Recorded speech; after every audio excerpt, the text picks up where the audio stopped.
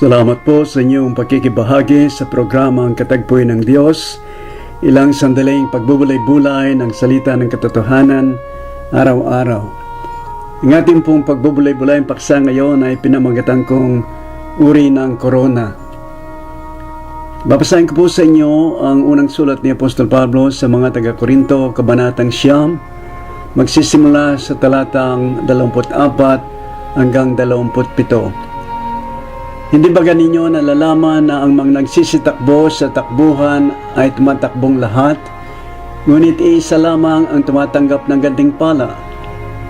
Magsitakbo kayo nga ng gayon, upang magsipagtamo kayo, at ang bawat tao na nakikipaglaban sa mga palaruan ay mapagpigil sa lahat ng mga bagay. Ginagawa nga nila ito upang magsipagtamo ng isang putong na may pagkasira. Ngunit tayo niyaong walang pagkasira. Ako nga'y tumatakbo sa ganitong paraan, na hindi gaya ng nagsasapalaran. Sa ganito rin ako'y sumusuntok, na hindi gaya ng sumusuntok sa hangin.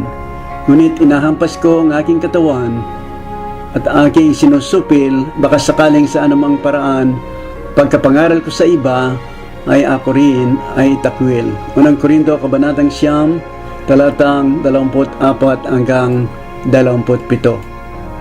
Sa loob lamang nitong isang linggo, 2 tao ang pinarangalan dahil sa kabayanihan, sa larangan ng digmaan at palaruan, sa kalakasan ng pangatawan, sa pamamagitan ng suntukan.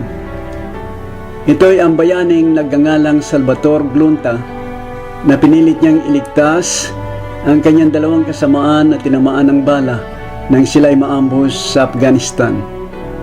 Tinanggap niya mula sa Pangulo ng Estados Unidos na si Barack Obama ang pinakamataas na karangalang medalya sa larangan ng pagkikipagdigma dahil sa kanyang katapangan, kagitingan at ayon sa Pangulo ng bansa sa kanya ding kapakumbabaan. Ang pangalawa ay ang itinuturing na idolo ng bansang Pilipinas sa larangan ng pangkalakasang pangangatawan na isa sa mga diputado ng bansang Pilipinas na si Manny Pacquiao. Sa pagtatagumpay ng kanyang laban kay Antonio Margarito, siya ay tumanggap ng kanyang ika-8 korona sa larangan ng kalakasang pangangatawan sa paraang suntukan.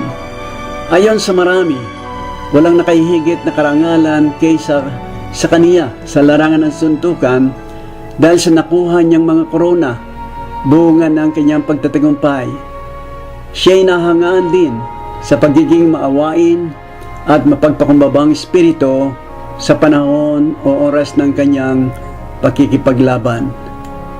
Ang 2 bayaning ito ng 2 bansa ay di natin maiiwasan o matatawaran na hindi tayo humanga at sumaludo sa kanilang kabayanian at kaawaan sa kanilang mga kasama sa larangan ng kanilang pakikipaglaban, baging ito'y sa digmaan o sa suntukan man.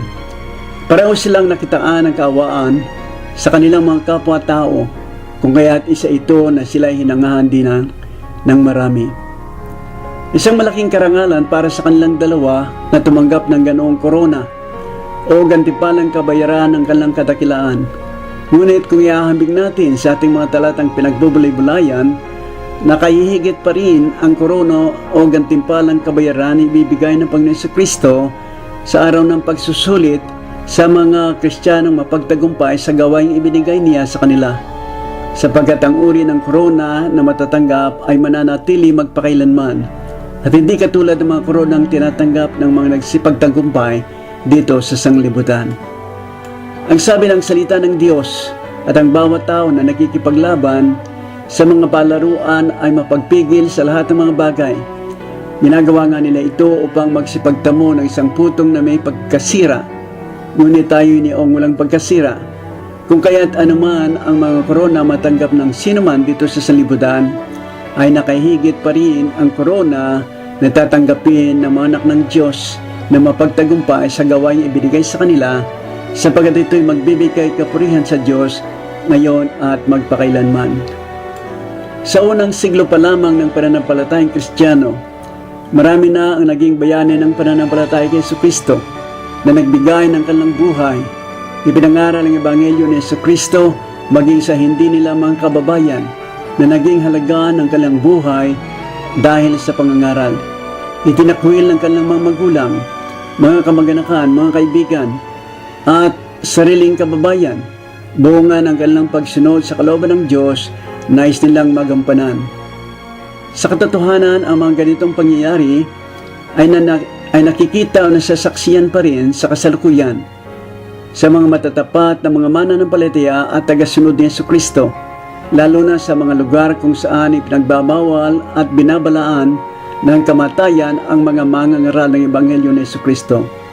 Ngunit sa kabila ng lahat ng ito, marami pa rin ang nagpapatuloy ng pagsunod sa ipinagtagubili ng Panginoong Jesucristo na ipangaral ang kanyang Ebanghelyo sa lahat ng dako, sapagkat ang pananampalataya ay nanggagaling sa pagkikinig at ang pagkikinig ay sa pamagitan ng salita ni Kristo.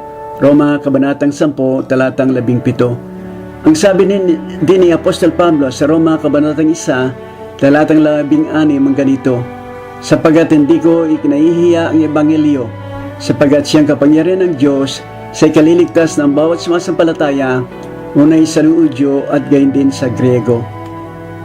Isang bagay ang personal na ikinalulungkot ko, na marami sa mga napuntaan kong pagtitipong Kristiyano na hindi man nababanggit ang mga kapatid natin kay Kristo na may tuturing na bayani sa pananampalatayang Kristiyano dahil sa kanilang lubhang kahirapan na karanasan ng pag-uusig, kapigatian at maging ng kamatayan bilang sukli ng kanilang katapatan kay Kristo na kanilang Panginoon.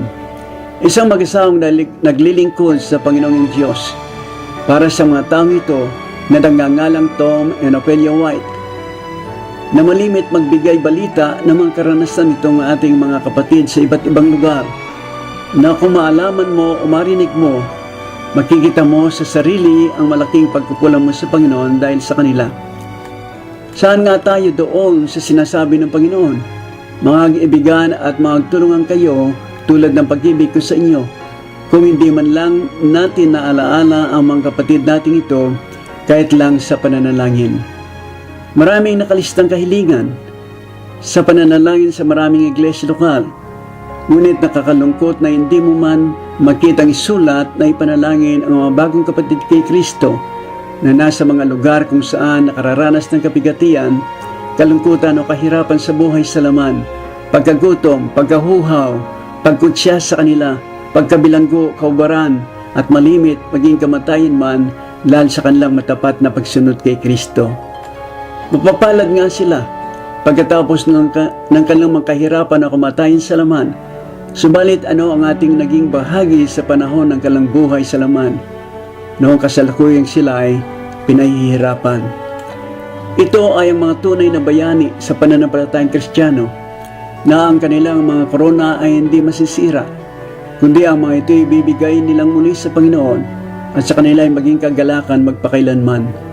Tulungan naman tayong maging bayani hindi para sa koronang nasisira, kundi sa koronang walang kasiraan, at higit sa lahat, makapagbigay ng kalwalatian sa makapangyarihang Diyos. Kaya nga mga kapatid kay Kristo at mga mahal naming kababaeng Pilipino, ang mga kasama lamang sa paligsang ito na sinasabi ni Apostol Pablo ay ang mga taong ipinanganak na sa Espiritu.